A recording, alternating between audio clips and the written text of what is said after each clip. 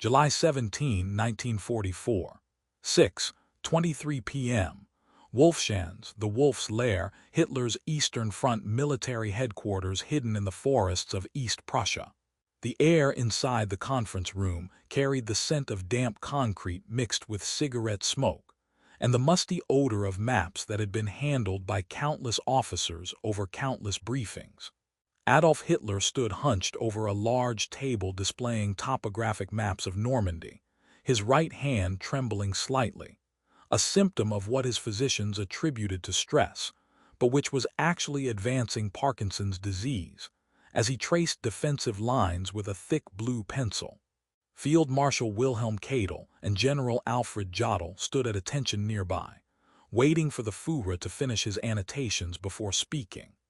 The room's single window was covered by heavy blackout curtains despite the summer evening light outside, creating an artificial atmosphere of perpetual night that matched the darkening strategic situation Germany faced in both East and West. At 6:24 p.m., Hitler signed Führerbefehl, Führer Directive, number 68, ordering German forces in Normandy to hold their current positions regardless of Allied pressure, forbidding any withdrawal that might create more defensible lines, demanding that every village and every hedgerow be defended to the last man because retreat was unthinkable, and German willpower would overcome material disadvantage. The directive was specific in its geographical references, naming particular towns that must be held, specifying units that would be transferred from other sectors to reinforce the Normandy front, outlining defensive tactics that Hitler believed would blunt the Allied advance. The document was typed on a heavy manual typewriter by a secretary in an adjoining office, signed by Hitler in his characteristic bold scrawl, stamped with official seals, and handed to a communications officer who would transmit it via teleprinter and radio to relevant commands across occupied Europe. The entire process took less than an hour from signature to transmission, the efficiency of German military bureaucracy functioning smoothly despite the empire crumbling around it. What Hitler did not know, what he would never know until the war's end revealed the full scope of Allied intelligence operations, was that British codebreakers at Bletchley Park would decrypt his directive within 6 hours of its transmission, that American and British commanders would read his orders before some of his own field commanders received them, that Allied military planners would adjust their operations based on knowledge of exactly what defensive strategy Hitler had imposed on his forces. The order that Hitler believed would rally his armies in Normandy would instead become a blueprint that Allied forces could exploit, revealing not just defensive positions, but Hitler's strategic thinking, his tactical rigidity, his refusal to allow commanders the flexibility necessary to respond to fluid battlefield conditions. The directive was transmitted in German military cipher, protected by encryption systems that German cryptographers assured were unbreakable. They were wrong. They had been wrong since 1940. And the cumulative consequences of being wrong for 4 years had shaped every major campaign of the European war. This moment, Hitler signing orders in confidence that his strategic guidance was secure, those orders being read by his enemies within hours, encapsulates the intelligence asymmetry that defined the final years of World War II in Europe. Hitler never knew his orders were being read, never understood that the veil of security he believed protected his communications was transparent to Allied intelligence, never comprehended that his operational security had been compromised at the highest levels for the majority of the war. His trust in German cryptographic systems, particularly the Enigma machine, but also other cipher systems used for high-level communications, was absolute, and would remain unshaken even as evidence accumulated that somehow, impossibly, Allied forces consistently anticipated German movements with uncanny accuracy. To understand why Hitler never knew his orders were being read, and why this ignorance proved strategically catastrophic, one must understand both the cryptographic systems protecting German high-level communications and the Allied intelligence operations that compromised them. Hitler's directives were transmitted through multiple channels depending on urgency and recipient. Routine orders went via teleprinter using the Lawrence cipher, a more sophisticated encryption system than Enigma, employed for communications between Hitler's headquarters and major command centers. Critical orders were sometimes transmitted via Enigma, particularly to field units, while the most sensitive strategic guidance was occasionally sent via courier or secure landline when time permitted. All of these systems were believed by German intelligence to be secure. Enigma because of its mathematical complexity, Lawrence because it had been introduced later in the war and was assumed to be unknown to Allied cryptanalysts, and couriers because physical interception was rare. The reality was that Allied intelligence had compromised all of these channels by mid-war. Enigma had been broken by British codebreakers in 1940 and was being read routinely by 1941, though with varying success depending on which military services version was being targeted. The Lawrence cipher, which Germans called the Schlüsselzusatz, cipher attachment, and which British codebreakers called Tunny, had been broken by a team at Bletchley Park led by mathematician Bill Tutt through a combination of analytical brilliance and a fortuitous German operator error in 1941 that allowed reconstruction of the machine's internal workings without ever seeing the device itself. By 1942, British intelligence was reading Lawrence encrypted teleprinter traffic, including communications to and from Hitler's headquarters, giving Allied commanders unprecedented access to German strategic planning at the highest levels. The symbolic object that represents Allied cryptographic superiority throughout this narrative is Colossus, the electronic computing machine designed specifically to break the Lawrence cipher. Colossus was revolutionary, the world's first programmable electronic digital computer, operational in February 1944, 10 machines built by war's end. It could process 5,000 characters per second, testing potential cipher settings at speeds human analysts could never achieve. The steady hum of Colossus's vacuum tubes and the clicking of its paper tape readers became the sound of Allied intelligence reading Hitler's mind, translating his strategic directives from encrypted ciphertext into plain German that was then translated to English and distributed to Allied commanders, who used the intelligence while never revealing its source. That electronic hum, heard only by the operators at Bletchley Park who worked in shifts to keep the machines running 24 hours a day, was the sound of the 21st century arriving in the middle of the 20th, breaking Hitler's secrets through computational power he never knew existed and never imagined was possible. Hitler's confidence in German communication security was not baseless paranoia or technological ignorance. German cryptographic systems were sophisticated by contemporary standards, and German signals intelligence had achieved successes of its own, breaking various Allied codes and providing intelligence that shaped German operations, particularly in the early war years. But German intelligence never achieved the systematic, comprehensive penetration of Allied high-level communications that the Allies achieved against German systems. The asymmetry was stark. Allied commanders regularly read German strategic intentions, while German commanders operated with fragmentary and often outdated intelligence about Allied plans.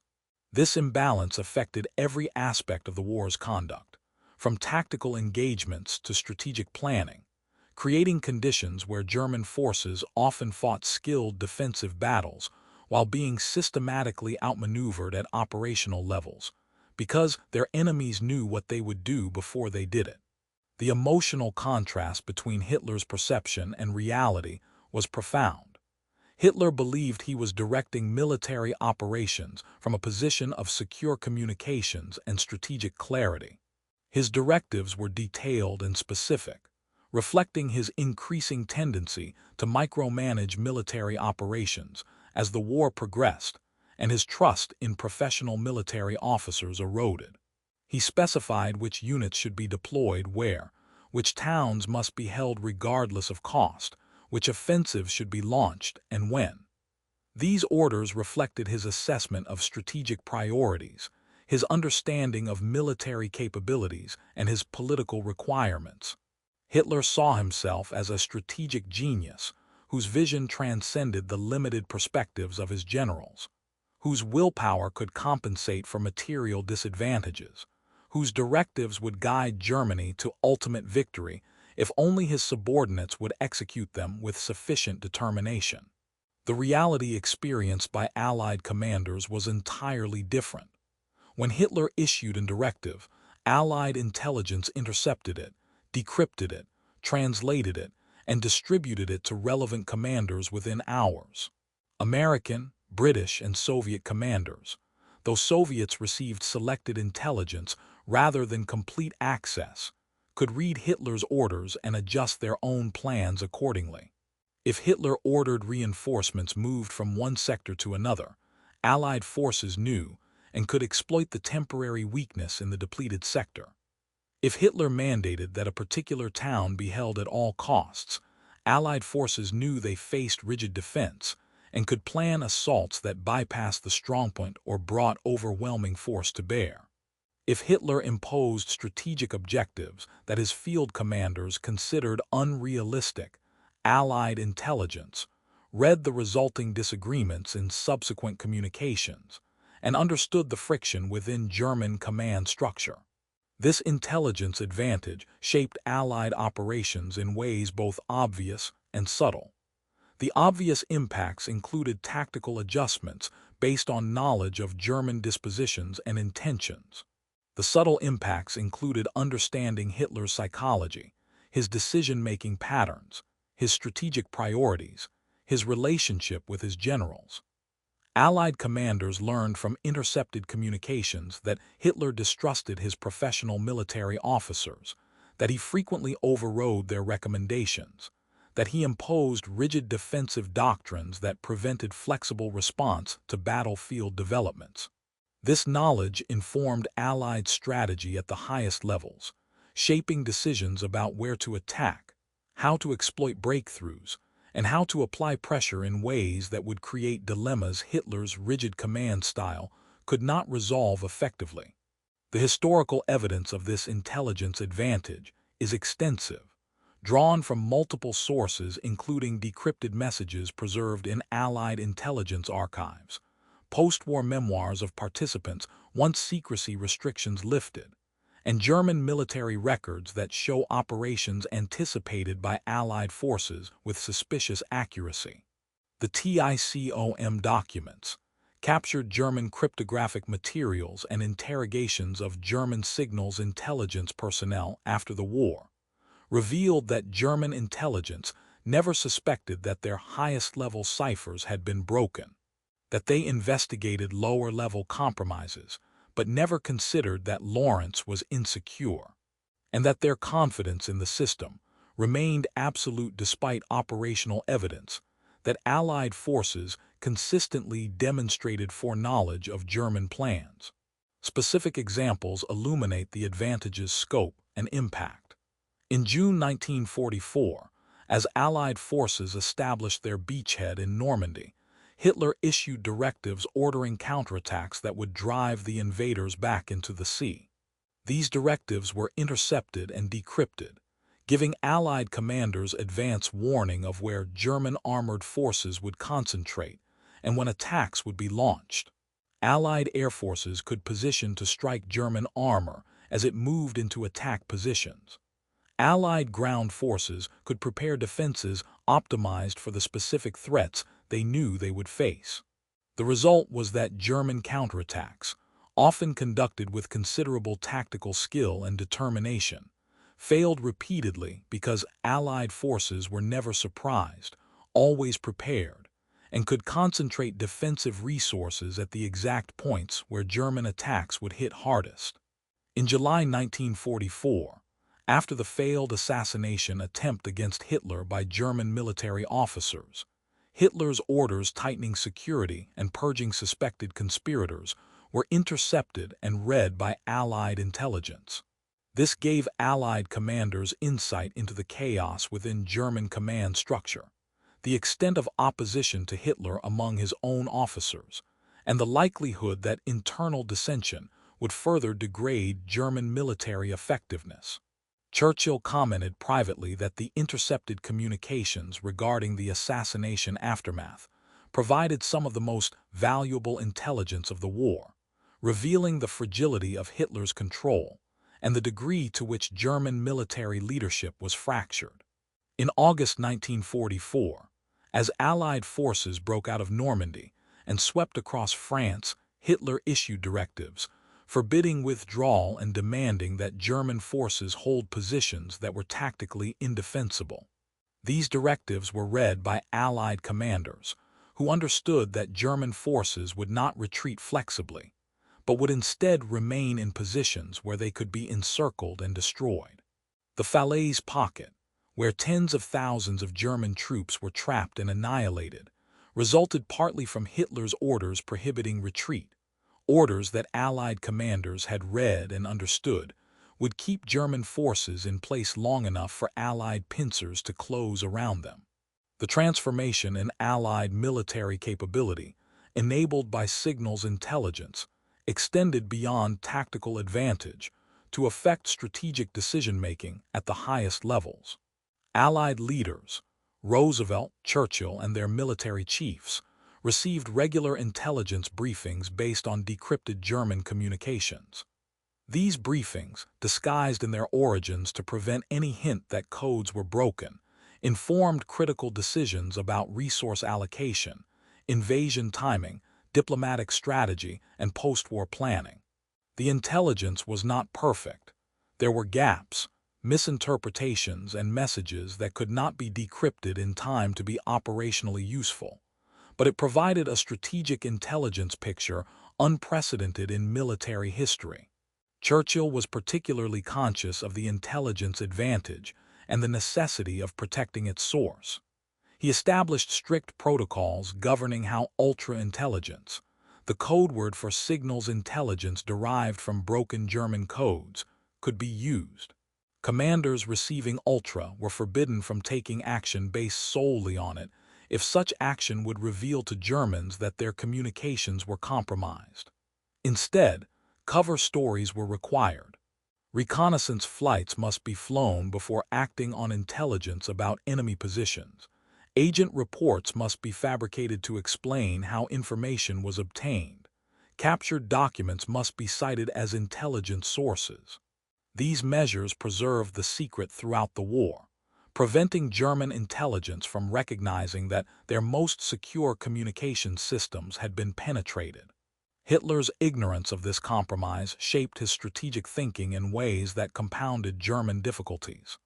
Because he believed his orders were secure, he continued to issue detailed directives that revealed his intentions, his priorities, and his strategic logic. Had he known his communications were being read, he might have imposed radio silence, relied on couriers, compartmentalized information to limit damage from any single compromised message, or deliberately transmitted misleading orders to deceive Allied intelligence.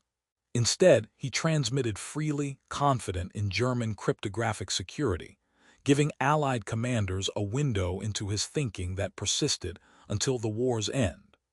The psychological impact on German commanders who learned after the war that their communications had been compromised was profound.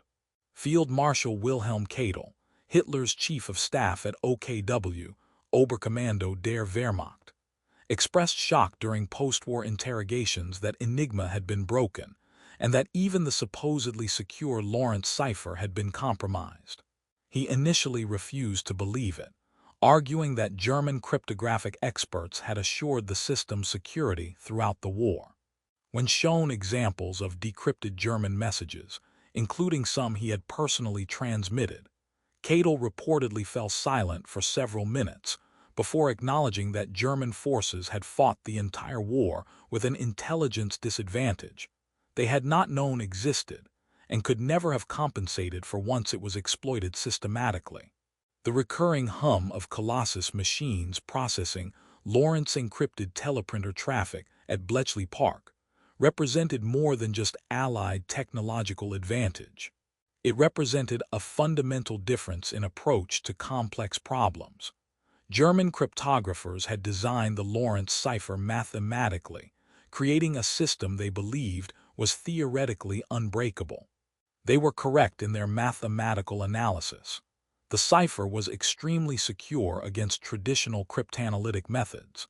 What they failed to anticipate was that enemies would develop entirely new approaches combining mathematical theory with electronic computing machinery that could test solutions at speeds that made theoretical security irrelevant.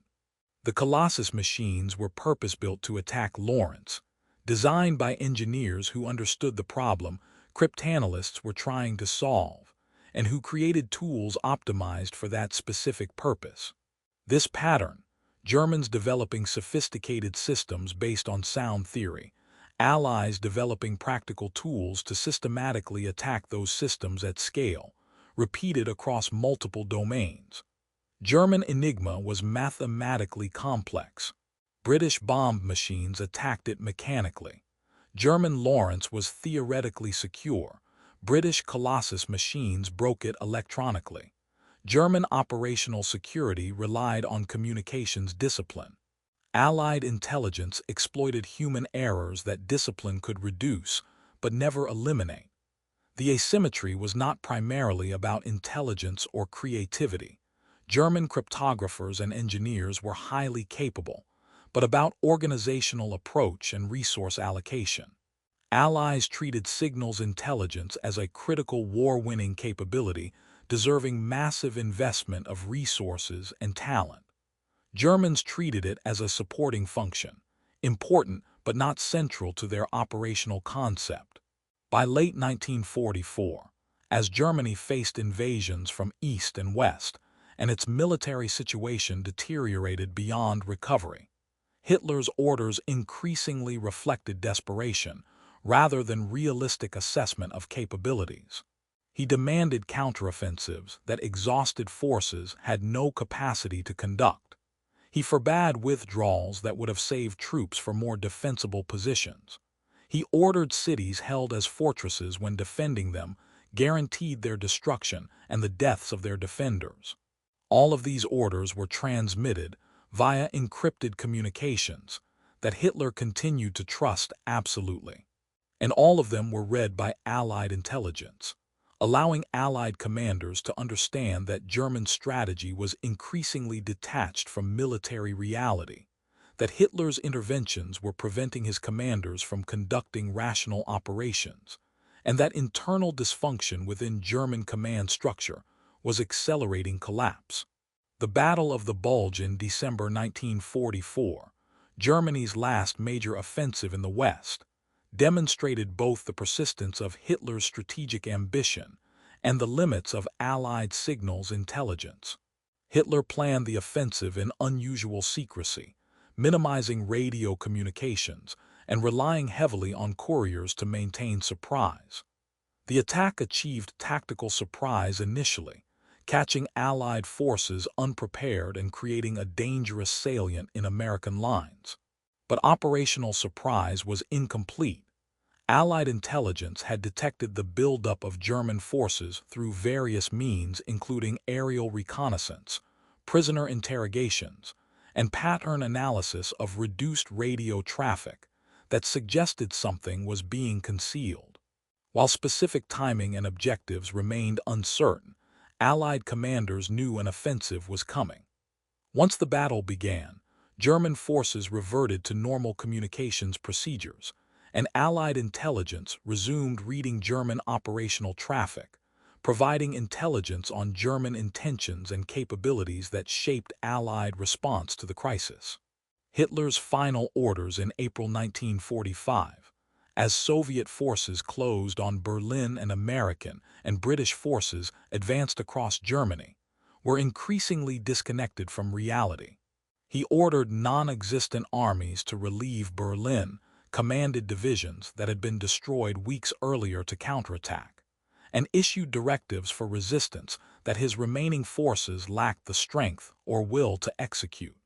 These orders, intercepted and decrypted by Allied intelligence, revealed Hitler's complete detachment from the military situation and confirmed to Allied commanders that organized German resistance was collapsing. The intelligence provided assurance that Allied forces could continue advancing without encountering coordinated strategic defense, that German command structure was no longer functional, and that the war's end was imminent. When Hitler committed suicide on April 30, 1945, he died believing that German communication security had remained intact throughout the war, that his orders had been transmitted securely and received only by intended recipients, that whatever operational failures Germany experienced were due to material disadvantages or subordinates' incompetence rather than systematic intelligence compromise.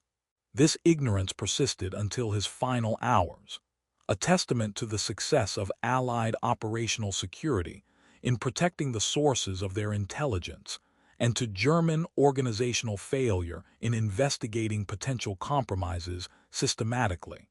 The post-war revelation of Allied signals intelligence achievements shocked German military survivors who had fought the entire war in ignorance of the intelligence advantage their enemies possessed.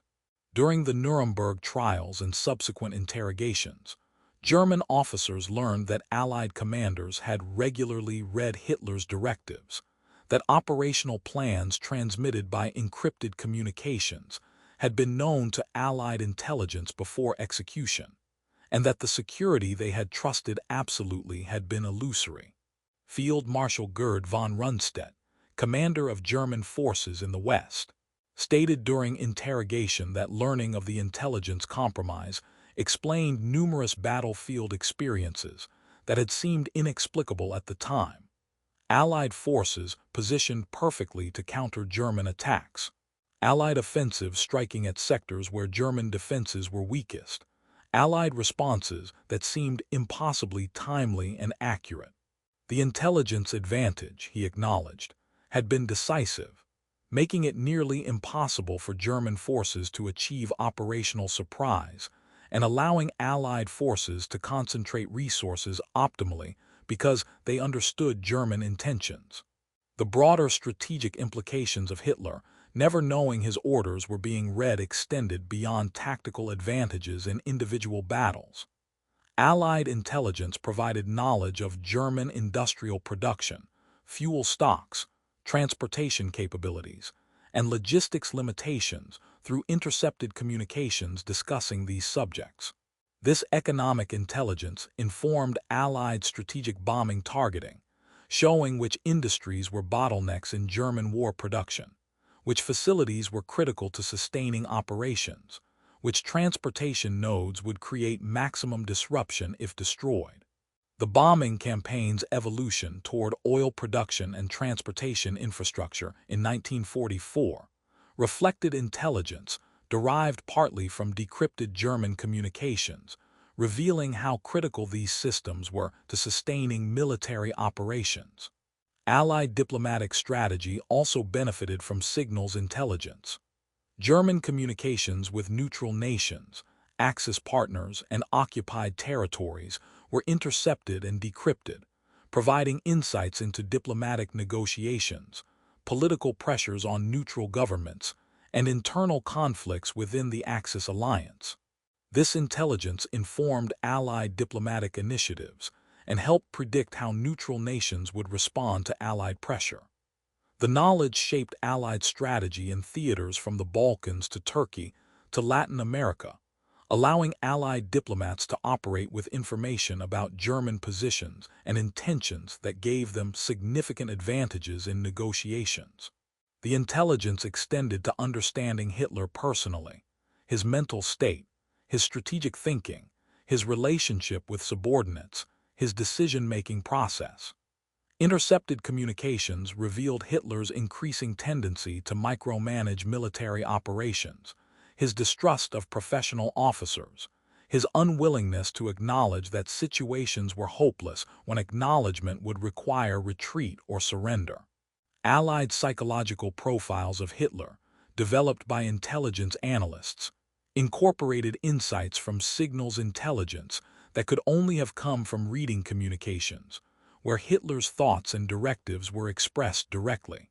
These profiles informed Allied strategy at the highest levels, including decisions about whether peace negotiations were possible.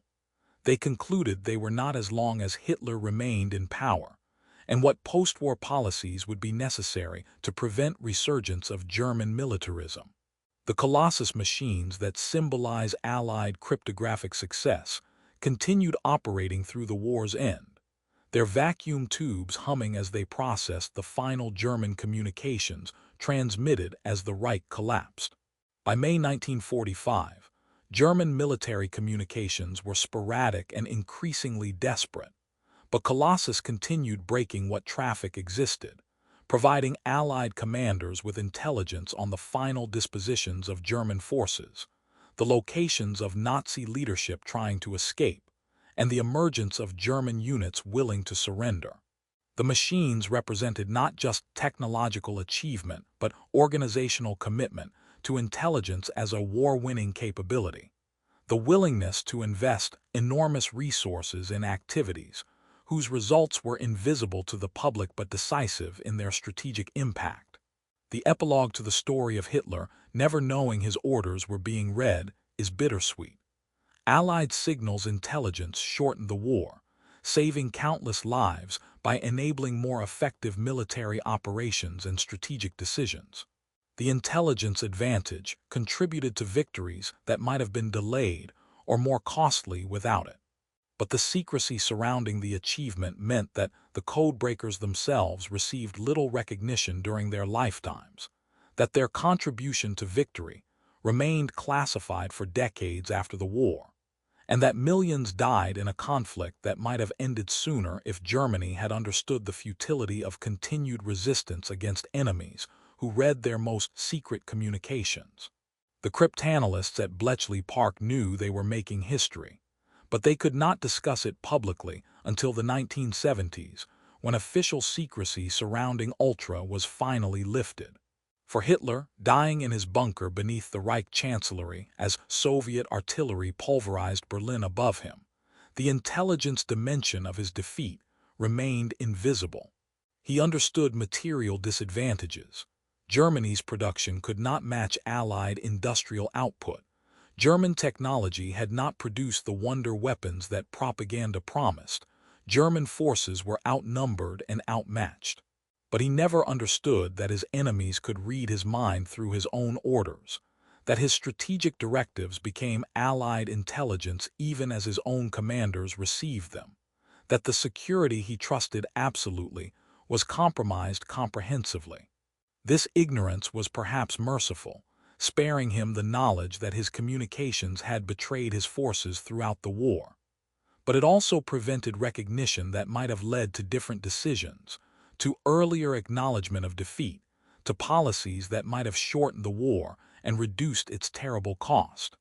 The lasting truth revealed by Hitler, never knowing his orders were being read, is about the nature of information advantage in conflict, and the illusion of security in systems whose compromise remains undetected.